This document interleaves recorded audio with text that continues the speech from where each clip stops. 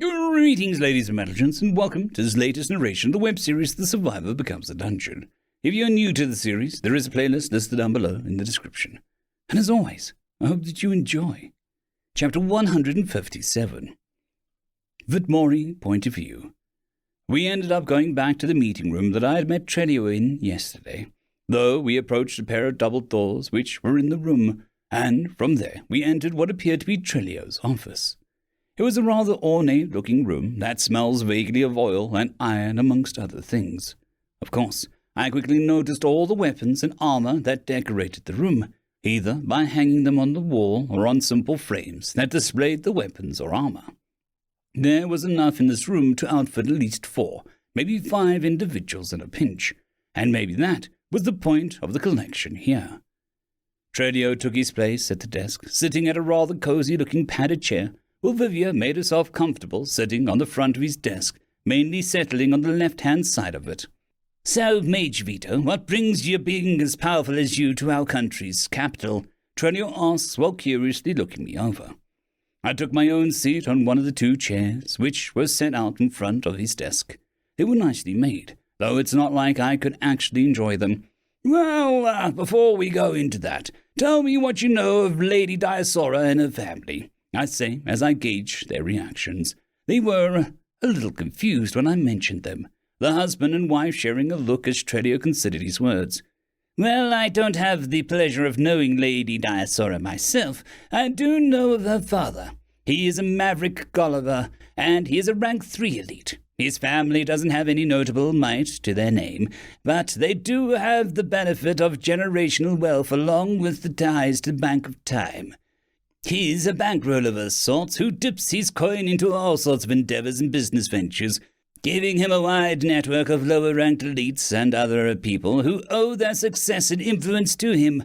The only reason his family isn't of a higher rank is simply due to not having much might to their name at all. Only their money and the merit of their influence is helping them develop this country in their own ways," Trelio explained thoughtfully, his brows furrowed in consideration as he racked his mind for anything else of note, and coming up empty at the moment. It was then that Vivia picked up the slack as she tapped her chin in thought.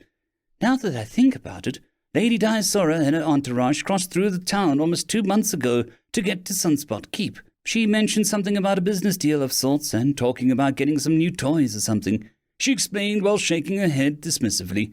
"I can hardly believe that my own children are the same age as her. Such a childish goal," Vivia mentioned before shrugging a bit. "I suppose the guards must have been watching over her and her attendant, especially since they managed to escape with their lives and came back through town around a week ago, after losing all their goods and people."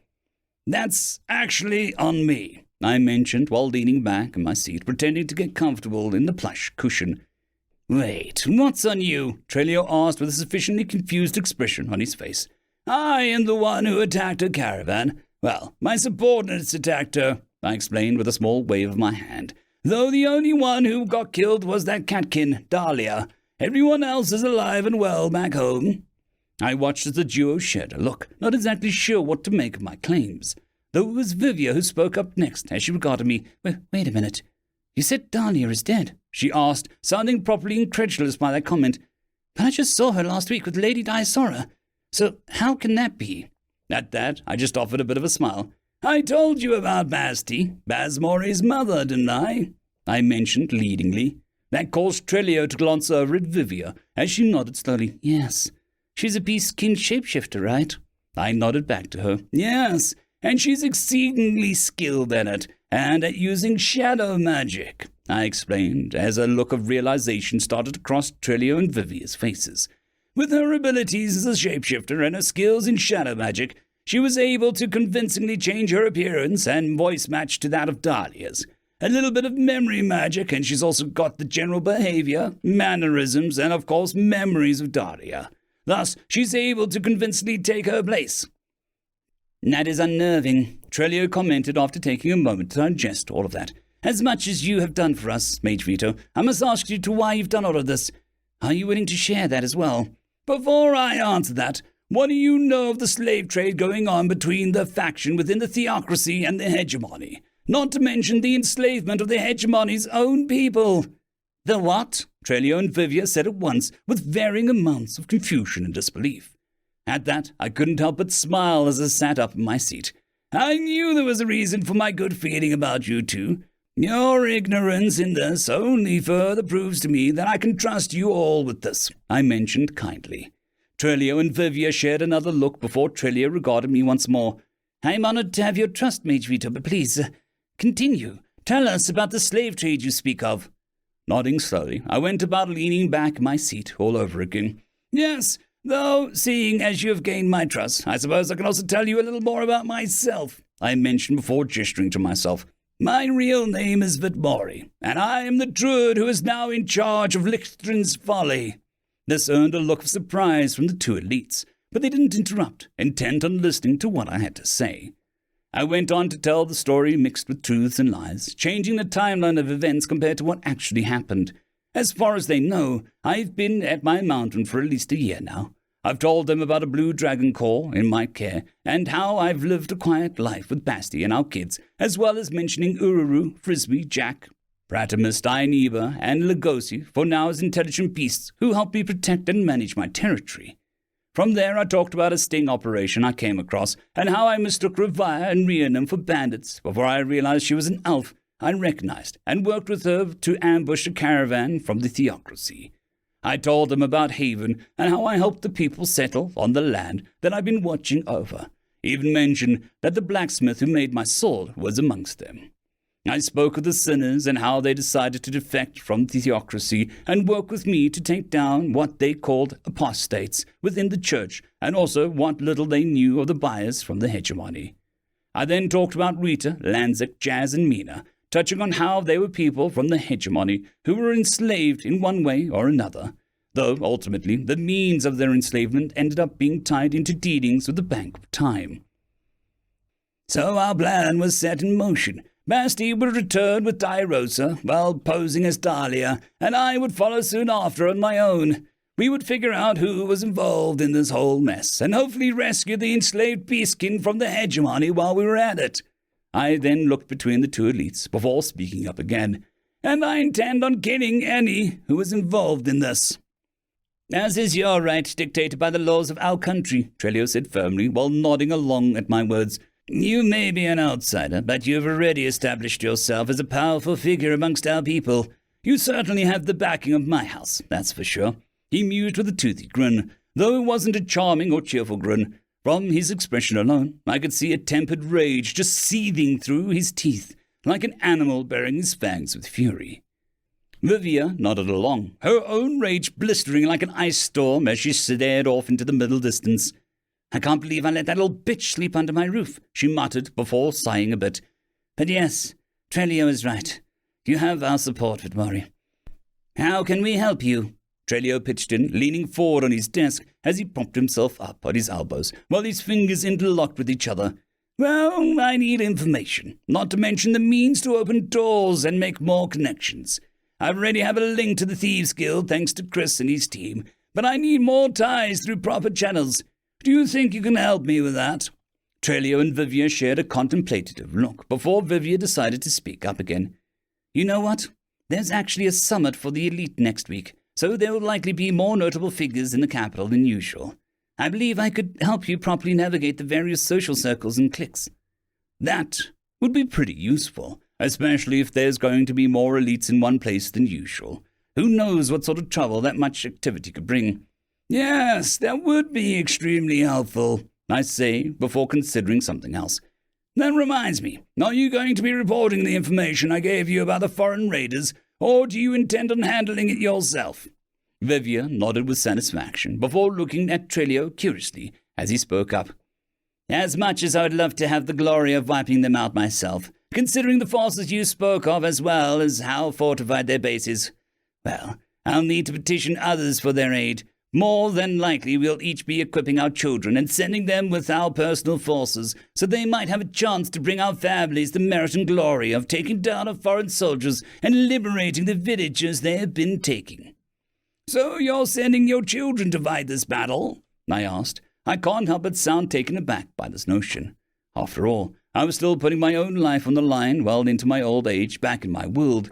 Sure, the young would have to get involved in the battles to come, and sheltering them would do no good in their development as survivors in the world we lived in. Trelio just offered a sympathetic smile before leaning back in his seat. I understand how that may seem to an outsider, but it is not like we'll be sending them in unprepared, he explained as his eyes began to wander the arms and armor that filled his office. My children have been trained to fight since even before they developed their mana hearts, and since developing them they have honed their abilities as far as they can through natural means, while consuming the best herbs, ingredients, and potions that money can buy, he said with a proud look on his face, before sitting back up and leaning forward on his desk. And while they do have experience fighting people and monsters, what they don't have is any real merits to their name. It's not often a major threat like this comes to our lands to present us with an easy means of raising our names. So many battle-focused families like ours will definitely rise to the challenge. Many of our children will likely die, though that is ultimately the price of being an elite. It is our duty, as the exceptional, to rise up and fight for those amongst us who aren't. Those who survive will have earned their place amongst us as our peers rather than as dependent on our care, Vivia explained a little more soberly, as her hand absently touched the scar that crossed along her artificial eye. Aside from that, we'll be able to see more defined hierarchy amongst the next generation as they deal with these foreign soldiers, leaders, and those who support the truly elite among the exceptional. From what Vivia just said, I couldn't help but be reminded of the concept of noblesse oblige. Perhaps they aren't nobility in the sense of those in Ferodius's empire or even in the theocracy, but the honor of duty to their people that they seemed determined to carry out despite the privilege of their station they earned is rather admirable. I knew far too many people who grew stagnant with their influence once they managed to cut out a stable slice of their apocalypse for themselves. These men and women decided to live like kings and queens of their territory and ignore all those beyond their borders. But I suppose that was the way of the apocalypse. I see. I suppose if that is how it is done here, then it is not my place to judge what works, I offered simply before looking between them. So, how are we going to move forward? Chris' point of view. The twins and Pulma were truly sights to behold. The way they fought alongside each other showed just how many years of training they put into themselves to get as good as they are now. Chris watched as the twins and Puma faced off against everyone else in what ended up being a sparring match turned into a free-for-all brawl. Larkus and Vitra both wielded wooden swords and shields, flanking Puma, who wielded a wooden greatsword, which she swung around with incredible ease. Puma would slash out with what seemed like reckless abandon, crashing her wooden blade into Rance's shield and sending him stumbling before pressing her advantage to get him down on the ground. However, when Lily and Sarah aimed with their bow and crossbow, the twins were quick to step forward and block their shots before getting out of Puma's way and turning their attention back to Zaxxon himself. Chris couldn't help thinking that if they were fighting seriously, his team would have likely been wiped out rather quickly before soon being followed by the adventurers. With that in mind, it's not like they were even fighting at full force. This was all basic sparring without fully utilizing their mana hearts or any other abilities that he's only heard about. As the sparring match went on, he would occasionally glance at the other end of the training yard, watching as Cecil and Aspen traded blasts of magic, working on Cecil's casting speed, as well as the force of his magic, while experimenting with either end of the spectrum and trying to find out a good balance or something. Whatever they were doing, it seemed Ren had been paying rapt attention. A sudden swing of Larkus's wooden blade towards Chris's face brought him back to the moment, as he managed to bring up his wooden mace to block the strike. The heavy clack of wooden wood made his arm shake, though he managed to disengage Larkus before retaliating with a hard swing of the mace down on Larkus's wooden shield, which caused the young half-elf to grin with eager delight. "Pay attention! You have nothing in the battle if you lose your focus!" Larkus mused before bashing his shield into Chris's chest, sending the foxkin stumbling to the ground before being forced to retreat when Sarah threw wooden daggers at Larkus to keep him from pressing his advantage. As he rolled to his feet, a feline yell and a blight flash of momentarily caught his attention as he spotted Toomey fending off Lugosi, Rayleigh, and Basmori. The wolf took on the role of the main attacker, at making Toomey keep her full attention on him, while Fraley did her best to distract and disorient the veteran adventurer with bursts of light that flashed from her feline body. He didn't spot Basmori at first, but suddenly he watched as the beastkin boy launched out of his shadow and lashed out at Tulby, landing a solid punch on the woman's shoulder with a gauntlet that looked to be made of shadow. Though after making contact, Basmori shifted back into a cub while pushing off Tulby and dashing away before she could properly strike back. Having wasted those 3 seconds not paying attention to his own fight playing out, he was once again caught by surprise as Puma changed targets without warning, sliding past Rance and turning her focus on Chris with a playful smirk on her feline face as she swung her wooden greatsword in a right diagonal slash. Purely on instinct, Chris just narrowly dodges her swing as he rolls to the left before hopping back to his feet and backpedaling as Puma presses after him. Having been separated from the group, Chris was very much on the back foot, as he kept bobbing and dodging Puma's swipes and slashes, while Larkus and Vitra easily controlled the crowd and kept his team and the adventurers from giving him any support. Surprising even himself, Chris managed to at least keep up with Puma for a little while, blocking 3 mighty swings one after the other, before finally being completely disarmed as Puma's followed up with one more swing, only to stop short at his neck, while his wooden mace clattered noisily along the stone floor. Puma flashed an amused smirk, drawing the wooden blade back as her ears flicked for no apparent reason. "That's what you get for letting your attention wander too much," she teased while stepping back. Chris could still hear his heart pounding in his ears as he panted heavily, not having realized that his breath got caught in his throat during Puma's last swing. It was at that moment he realized that she'd killed before and likely would have cut him down in that moment if this wasn't a more sparring match. With him having been defeated, the sparring match had come to an end, and the teens took a moment to unwind, rehydrate, and wipe down sweat as needed, so that they could get ready to do this all over again. His eyes wandered over to the young elites as he greedily downed some water from a cup provided by one of the attending maids.